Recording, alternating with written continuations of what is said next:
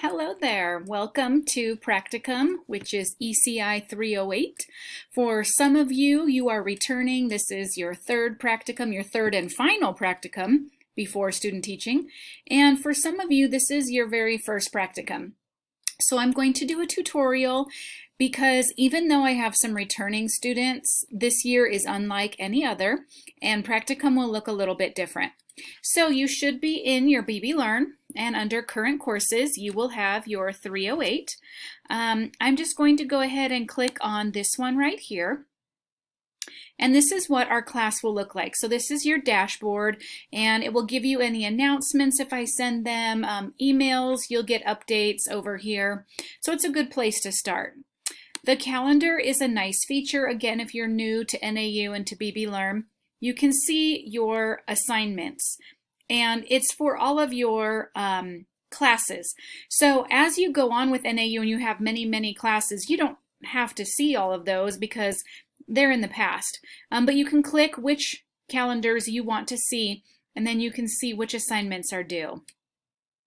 We will spend most of our time in course content. All right, here you will find your syllabus, which it is very important for you to open, to look at. There are a lot of documents in there, some that need to be signed and returned to me. But this is our contract with each other. So this will be your most important. It's almost like your textbook for this class. All right, the TAP rubric, we will come to this a little bit later, but this is one of your assignments. And this is how you are assessed on your observations. So this semester, I might not observe you in front of real children, but when you get to your student teaching, this is the rubric that they use, and I use the same rubric for your observations for practicum. Again, this semester, we will see what that has in store for us. I put this one here for those of you who are teaching virtually. I know that some of you are teacher of record already. And if you are teaching virtually, you might want to just see what is it, some things that they would be looking for when they observe me. So you can click on that. All right, so in the TAP rubric, there are 4 domains. There's designing and planning instruction, the learning environment, instruction, and responsibilities.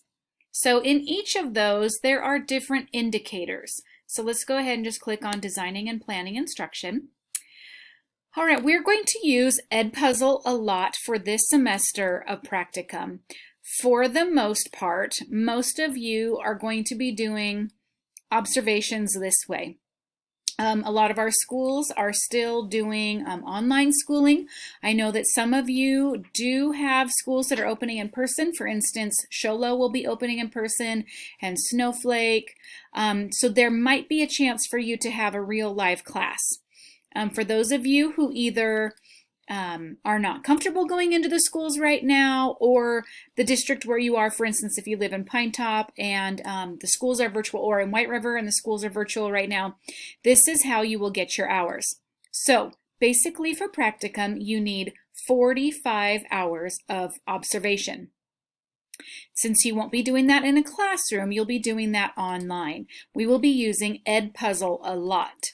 Okay, so to get started with Edpuzzle, in order to get credit for watching the videos and answering the questions, you need to make sure that you sign up for my class. Okay, I put the link there. Also, if you just went to Edpuzzle, you could just type in the link to my class, and it will say, I want to say Practicum Fall 2020. Actually, let's just click on it right now and see where it goes. Edpuzzle is free. It is, yeah, Practicum Fall 2020. Okay. And then you can watch the videos, answer the questions, and then I will see that you did that. Another thing that you need to make sure is when you go in and you do that, you need to type in your name. If you don't type in your name, I won't know who it was that just finished that video. So go ahead and do that. So here's an example. Remember I said that you needed 45 hours? So by watching this video and answering the questions, you would get 1.5 hours.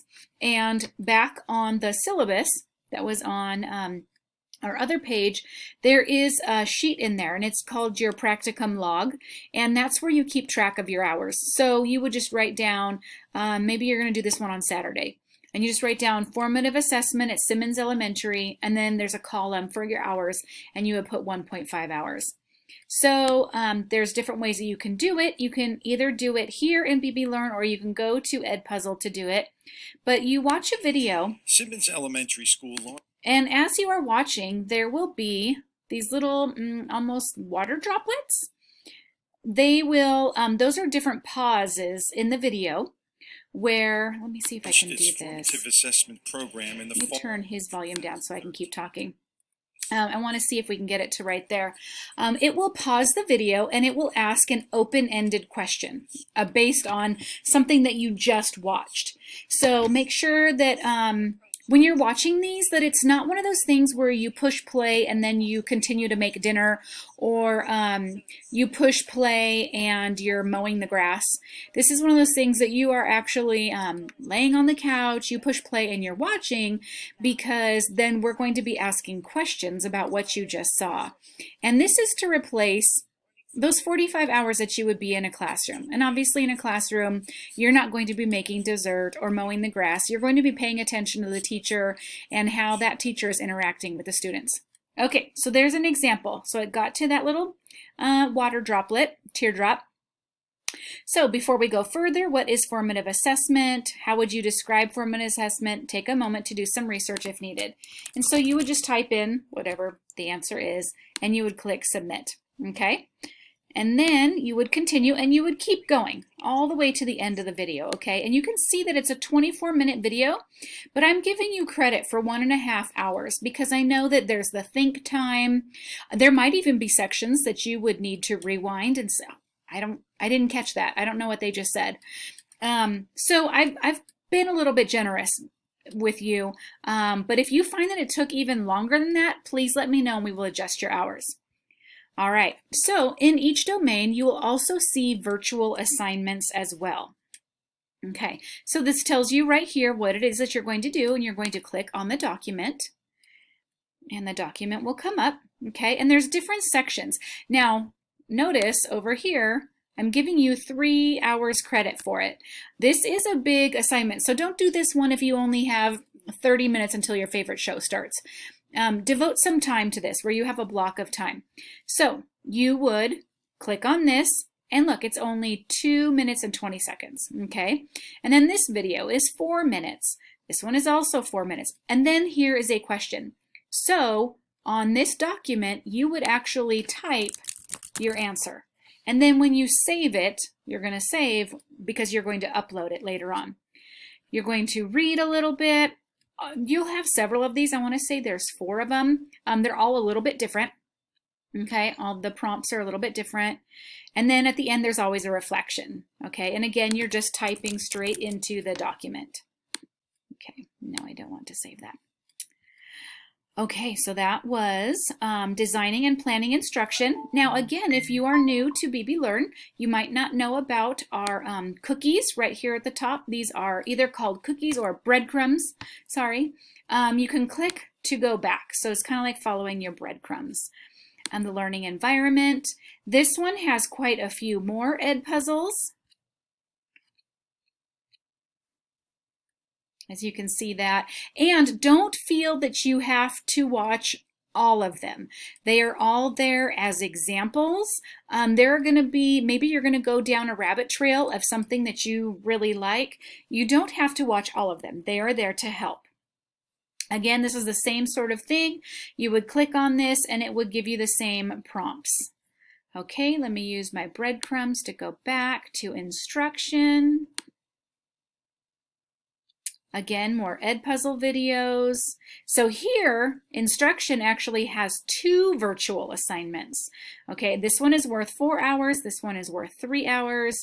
Again, you just click and it pops up. So here's a blog. This one is a really short video. This is about 3 minutes, and then this one is about 53 minutes. So that's a little bit longer. And then here you're going to take out that tap rubric, okay? And you are actually going to score the video, what happened in the video. There are some reflection questions, and then of course we always wrap it up with these reflection questions. And you're typing directly into the document and saving it and then uploading it. Okay, and then this one's a little bit different. This one is literacy. All right. There is a little bit in domain 4. That's it. Okay, so video lessons for observations. I actually think that this might be some of your favorites. All right, so what you want to do is you want to make sure that you open up this observation form so that you have it handy. Again, you're going to type in your name and the date, and you're going to type right into the form. Let me minimize that for a second. Okay, you are going to go to this website, okay, and you get a chance to pick what videos you want to watch, all right? Whichever videos you watch, you will just fill out that observation form. So let's go. Classroom instruction. All right, look at all these different videos that they have. And this is just ELA, K2, 3, 5, 6, 8, and high school. Here's the deal. Let's say that you are so sure, you just know for sure that you want to teach 4th grade. Great, watch a couple 4th grade videos. But here's what I also want to encourage you. When you are hired as a teacher, you are hired as a teacher as needed. That means the principal can change you every year. For instance, one year you might be 4th grade, and the next year you might be kindergarten, and the next year you might be 6th grade. You never really know.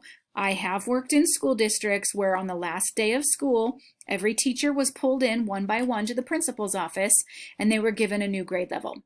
We actually placed bets on who was going to which grade level. I tell you that because I don't want you just to pigeonhole yourself, just to stick with 4th grade and that's it. I want you to spread your wings, explore some other grade level bands. Watch something in the K2 band. Watch something in the 6-8 band. You might even watch something in the high school band, even though that would require a separate credential. But there's still good information there. And even though you might love reading, oh, reading is your favorite subject. If you are an elementary teacher, you're teaching every subject. So let's watch some math videos as well, because maybe that's not your strong point. Maybe there's a lot of room for growth for you in math. So watch some math videos. Same thing with science and social studies, okay? So you have a chance to watch whichever video you want. And honestly, I haven't read them all. I'm just going to click on the little YouTube symbol.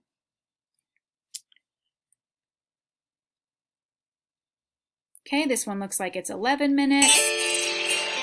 And I would just watch that video. Now remember that you are also, let me use go back, that you are also completing that video lesson observation form. Because like I said, I have not seen all of those videos. So you're going to tell me what was in that video. Maybe that video picked up on day 2. So maybe they were already in guided practice. Maybe it was an assessment day and the teacher was checking for understanding. Or maybe it was just the beginning of a lesson and she was doing the anticipatory set and the objective, but she didn't even get to closure. Okay, so let me know what you saw, what it looked like, and if it was effective.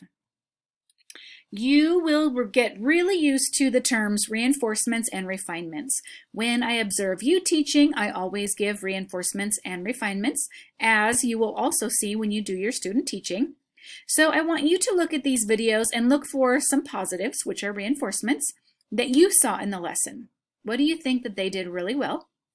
And there's always something, even as a seasoned veteran teacher, there's always something that we can do better. So what are some refinements that you would have for the teachers in the video? And then we have our 3, 2, 1 reflection at the bottom. All right, so you can do as many of those as you want. Remember how I said earlier, you don't have to do all of the ed puzzles? Let's say you come over here and you love every single one of those videos and you just want to do those. Great, you can do those for your 45 hours. Just keep track of how long it took you to watch the video and complete the form. So you remember that we clicked on this one and it was an 11-minute video? I would probably give you credit for 1 hour for that. Yes, the video itself was 11 minutes, but then you had to do the reflection and give feedback, so it probably took 1 hour for that. All right. Another one is this one right here, the quick video tutorials. These are really quick, but they're really neat. They're almost like little hints and tips on how to be a better teacher. So I really like those. Now remember, there are 4 domains, right? So when we click on this, we are going to see that